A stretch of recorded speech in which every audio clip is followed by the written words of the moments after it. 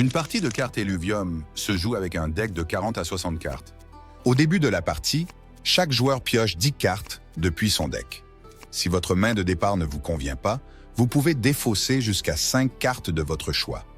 Ces cartes sont ensuite mélangées dans votre deck. Piochez ensuite le nombre de cartes nécessaires pour avoir à nouveau 10 cartes en main. Phase de préparation au combat. Il est temps de placer votre premier Illuvium face cachée. Une fois que vous et votre adversaire avez placé votre Illuvium, révélez-les simultanément. Répétez cette étape jusqu'à avoir 3 Illuviums sur le terrain, dont au moins un en position d'attaque.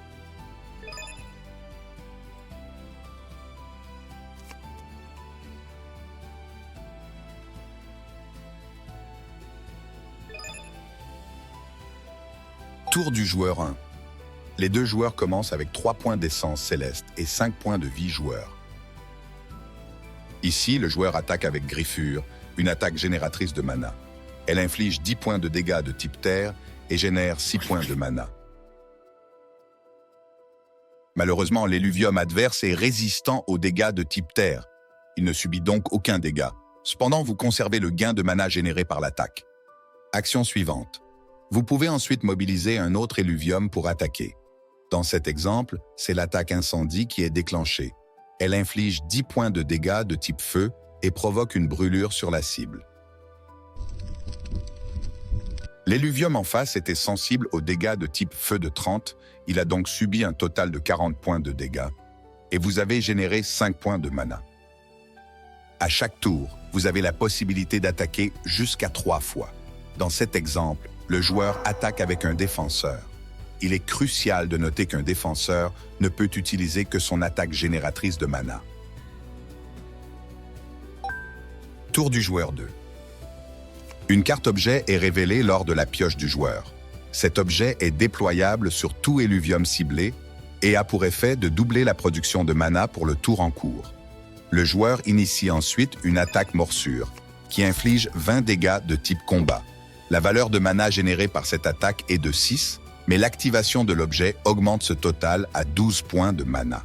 Pour sa deuxième attaque, le joueur dépense les 12 points de mana précédemment générés et lance une capacité supérieure de niveau 2. Sur la carte, vous remarquerez que cette attaque inflige 50 dégâts de zone et de type aquatique. Ces dégâts, affichés en rouge pour indiquer leur nature de zone, affectent tous les Illuviums adverses en position d'attaque.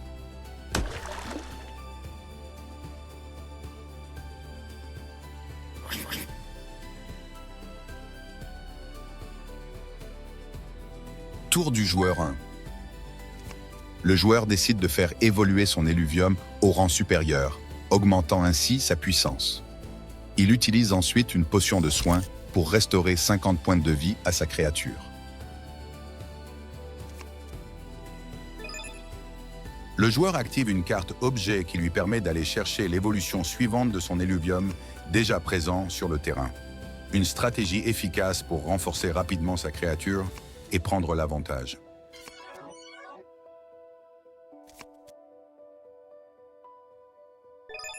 L'Illuvium adverse subit les dégâts de l'état brûlure.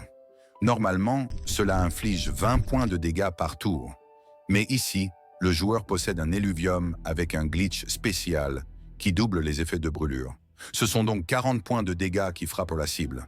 Sans perdre de temps, le joueur enchaîne avec Incendie, infligeant 20 dégâts de type feu, auxquels s'ajoutent 30 points supplémentaires grâce à la faiblesse élémentaire au feu de l'adversaire. Il enchaîne avec une attaque Griffure qui met l'Illuvium ennemi KO. Résultat, le joueur gagne 3 points d'essence céleste, récompense pour avoir éliminé un Illuvium basique, et son adversaire perd un point de vie joueur.